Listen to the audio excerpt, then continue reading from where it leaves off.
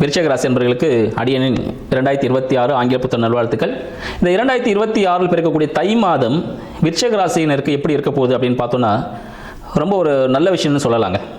புதிய முயற்சிகளில் சில அழுத்தங்கள் இருந்தாலும் உங்களுக்கு சாதகமான பலனை தரும் சொல்லலாம்.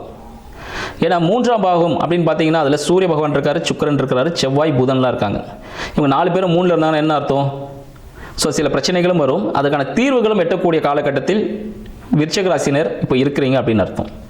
திருமணத்திற்காக காத்துட்டு இருக்கீங்களா? அதுக்கான முயற்சி இந்த மாதம் ஆல்ரெடி நீங்களாம் நிச்சயதார்த்தம் முடிஞ்சிருக்கும். இப்போ டேட்டு குறித்து வச்சிருப்பீங்க ரெடியா, எப்படா தை மாதம் பிறக்கும் பத்திரிகை அடிச்சு கல்யாணம் பண்ணலான்ட்டு. உங்கள் எல்லாருக்கும் திருமணம் செய்வதற்கான வாய்ப்புகள் இந்த மாதம் காத்துட்டு இருக்கனால நிறைய விருச்சிக ராசி என்பவருக்கு திருமணம் முடிந்துரும் அப்படின்னு சொல்லலாம். திருமணம் முடிஞ்ச அடுத்து என்ன எல்லாரும் கேட்பாங்க, குழந்தை தான்ட்டு. ஸோ குழந்தை பாக்கியம் இருக்குமா? கண்டிப்பாக இருக்கும். சிறிய மருத்துவ உதவியுடன் குழந்தை பாக்கியம் ஏற்படும் அப்படின்ற விஷயத்தை தெரிஞ்சுக்கலாம்.